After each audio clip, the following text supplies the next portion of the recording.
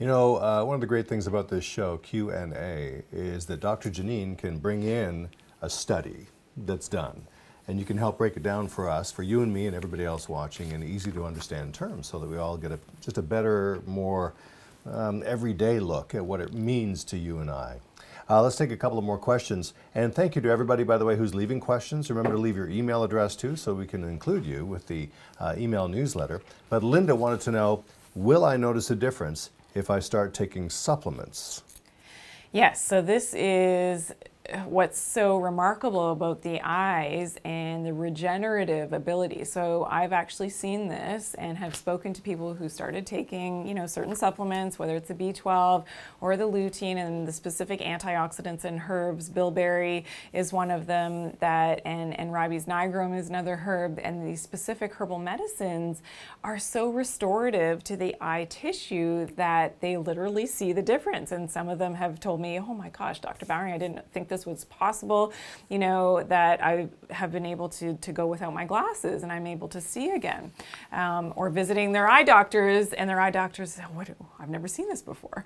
What are you doing? What are you doing? And that's why I love to share the tips that I do, because I get that wonderful feedback from so many of you that you are, in this case, literally seeing the difference. So, which is fantastic. So yes, it is possible. You never give up on your body. That's one message that I have. You never give up on your body. And if you will it and you see that, happening for yourself, we manifest what we think and what we believe.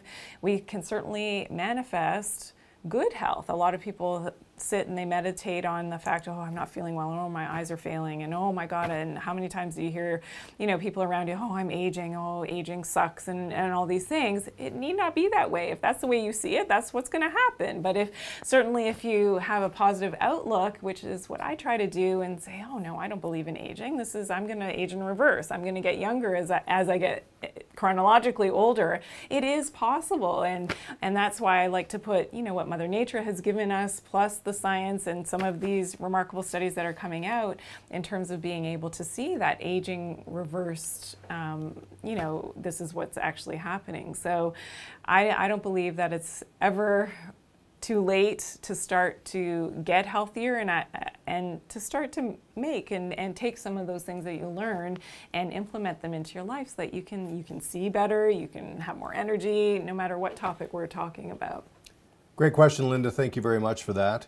And remember that we're here the same time every week, every Monday at 7 p.m. Eastern Time. And you can watch some past episodes actually on YouTube, of course, Facebook Live. And another question has come in from Stephen, who wants to know, how much lutein should I be taking? What's the safe amount? So most times I would recommend 10 to 20 milligrams of lutein per day. So this can certainly be easily achieved by taking a supplement that has that concentrated lutein, and you always want to make sure that you're taking lutein from a whole food source. So you don't want to take it, and anybody who knows when I talk about vitamins that I don't like synthetic forms of vitamins, so you always want to get it from a whole food source of that lutein. And certain, nutrients like marigold. So marigold is one plant that I actually have in my garden. So the gardens will be sprouting soon, and I always plant this in the first part of summer.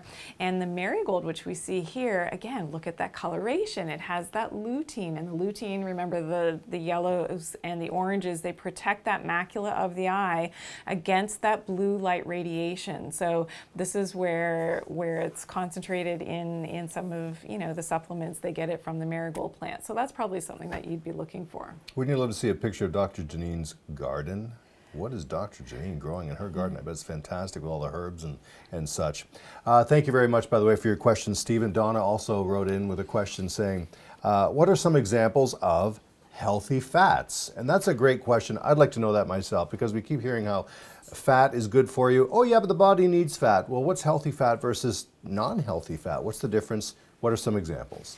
So the healthy fats that are best for the eye is the DHA, something that I was speaking just a little bit earlier about. And the DHA is what concentrates in the macula of the eye. And this is most easily achieved from eating fatty cold water fish. However, like I said earlier, I don't love and I don't usually prescribe or tell people to eat a lot of fish because of the toxicity. So there's PCBs, there's dioxins, there's heavy metals like mercury and things that concentrate in the fat of the fish, and that's probably the worst part of it, is that it's the best part of the fish for, for the eyes, that DHA, but it's also the worst part of the fish because of that concentration of some of these fat-soluble toxins like the heavy metals. So this is something that, yes, we still need that DHA, so fish oil supplements are usually now the best alternative to eating that fish, because they've, you know, if it's a good reputable company, what they've done is they've removed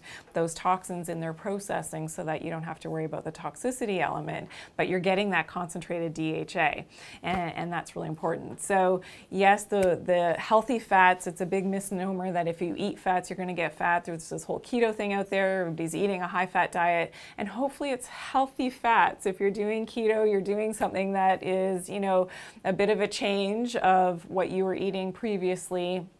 Please, I beg of you that you're eating healthy fat. So avocados, you know, you're getting nuts and seeds in the diet and getting those fiber sources as well, but that it's from a healthy fat source, not so much the, you know, the animal fats and some of the less healthy fats. What's great about this show too is that Q&A, questions with natural answers, with Dr. Janine, and remember to follow her on Instagram at Dr. Janine, spell it all out, DoctorJanine, is that Dr. Janine doesn't have to just speak in sound bites here. Here we can get a little bit more deeper, a lot more deeper into the issue actually.